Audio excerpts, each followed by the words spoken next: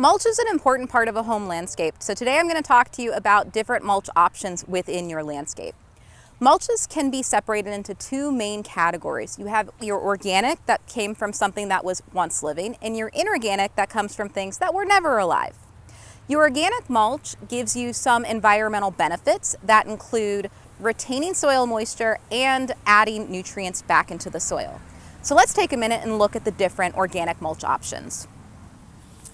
First, I'm going to talk to you about two byproducts of the timber industry. We have pine straw mulch and pine bark mulch. Pine straw will decompose and break down a little bit faster, so you'll need to replace this more frequently than you will the pine bark mulch.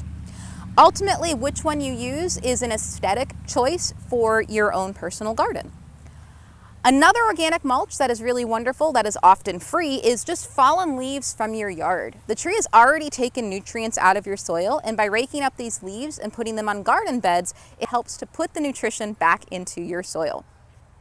Moving on to a wonderful ecologically friendly mulch as well is Melaleuca. So Melaleuca is a tree that was introduced to South Florida with the idea that it would help to soak up some of the Everglades to potentially lead to more development. This was a very old idea, it didn't work out, and now it's an invasive tree in South Florida. So they are able to harvest it and chip it up to be used as a wonderful mulch. It is treated so you don't have to worry about any seed popping up in your yard.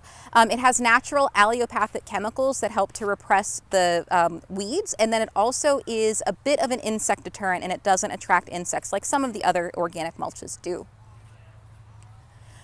Utility mulch is a mulch that you can often get for free, but it tends to be low quality. You don't know what's been mixed in with that mulch, and often there are weed seeds in it, and you don't really want those weed seeds growing in your garden. So while it is something that you can get for free, I would not recommend it for landscape beds.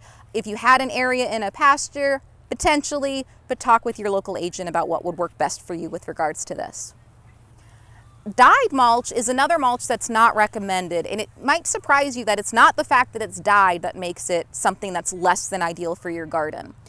The wood for dyed mulch actually comes from various recycled wood products, but they're old wood products, pallets that have been used, railroad ties, really a large number of things that are treated with chemicals that you're not really sure what they're treated with, and the wood is very, very dry. Being dry and having these chemicals leaching out really makes it something that isn't as beneficial to your garden as anything else. In fact, this particular type of mulch can actually take the moisture out of your soil and even take nitrogen out of your soil.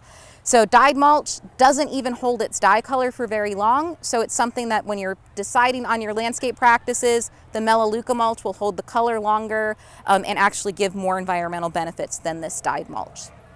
Now, one that we have here as an example, we talk about Cypress mulch. Now, Cypress mulch is one that we don't have an example of right here because it's not necessarily sustainably sourced. And since we can't guarantee it's sustainably sourced, we don't recommend that because cypress trees occur in our ecologically sensitive swamp areas. So it's much better to, again, go with something like Melaleuca mulch above the Cypress mulch. Inorganic mulch doesn't provide the environmental benefits to your landscape, but that doesn't mean it's 100% bad. Gravel and rock has some really great uses for it, especially if you have an arid landscape with cacti and or succulents. They tend to like the added heat that this can give and the fact that it's not actually holding more moisture into the soil. Gravel and rock is also really good for pathways into between plants where you can use the gravel and rock and then have an organic mulch used immediately around the plants to get those environmental benefits. Rubber mulch has much of the same use. A problem with rubber mulch though is that because it is recycled rubber, it can leach different chemicals into your soil. Sometimes there are metal shavings in it that can potentially harm small children or dogs, so it's something you definitely want to look at and see if it works for your landscape or not before you choose to use it. Ultimately, the choice of mulch that you use in your landscape is up to you. We do recommend organic mulch overall above inorganic in most cases. If you have questions about your specific landscape, please contact your local extension office to get more individualized help.